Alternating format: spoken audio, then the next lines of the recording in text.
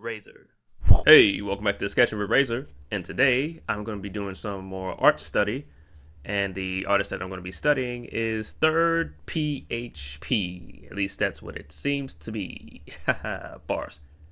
Anyways, the reason why I'm doing this is because I didn't realize until the other day that he actually has a video specifically explaining his, at least the way he colors his artworks. And I decided to just sort of follow along and see what I can do in regards to it with a character that a lot of people should know already, the big and one and only Donkey Kong. He recently had a game that just came out called Donkey Kong Bonanza, and he sort of teams up with a character that I'm not sure if everybody knows, but a long-time standing character. Her name is Pauline, and for some reason in this game, she's a little girl. I don't understand the lore for this particular game, if it's like a prequel or not, although it shouldn't be, considering Diddy Kong is there. But the whole reason why I'm having a bit of confusion is because Pauline is, well, last time we saw her, she was an adult. At least the last time I saw her, she was an adult in, I believe it was Mario Odyssey. Yeah, she's an adult. She was a singer. Yeah, she's an adult, singer, and for some reason, she's now a child in this game. What I find interesting is the people who made the Odyssey games, or at least the people who were working on it, also worked on Donkey Kong Bonanza, which is why it looks so similar in terms of the gameplay and whatnot. The gameplay actually looks really fun. You just run around freaking destroying everything in your area. Even the levels themselves, which is why I was super confused, because if you can destroy everything, including the level itself, wouldn't you be able to like destroy the level so much that you couldn't really complete it? Which sounds pretty insane. I don't know if that's actually a thing. I might have to look that up as well. But if that's the case, that's both cool and insane at the same time, because if you can't complete the level, well, then that's it. You won't be able to beat the game. Unless, of course, there's a way to just restart or reload the area, which made sense. Onwards with the art. So one of the things I noticed right off the bat was the line art for his art style, at least the one in the video that he was using.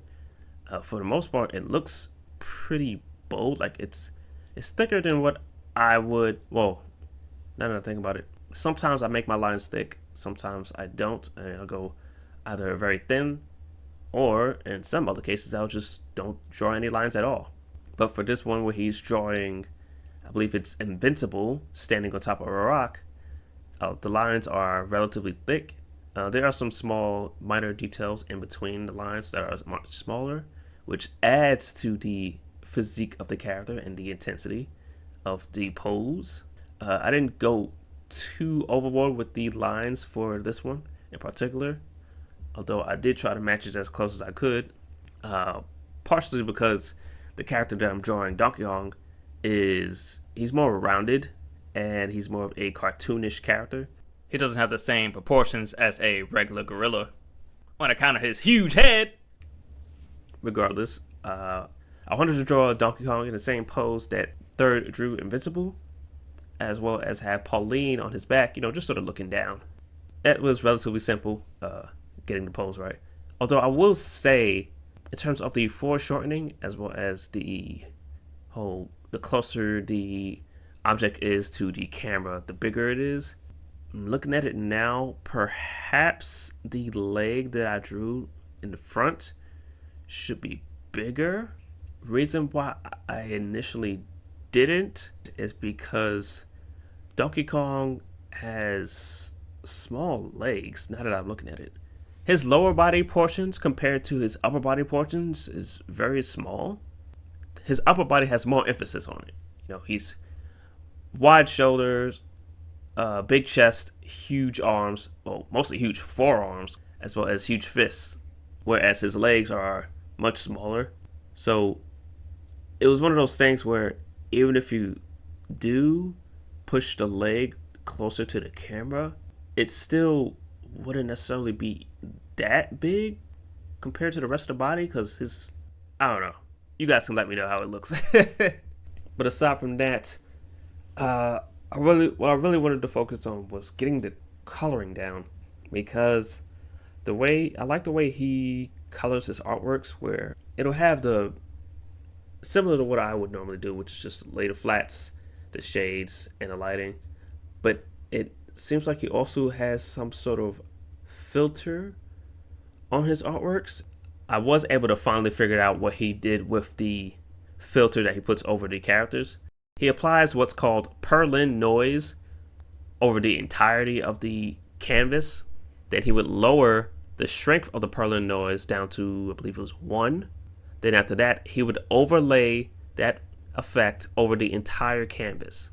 Doing so would give it this sort of texture to the image.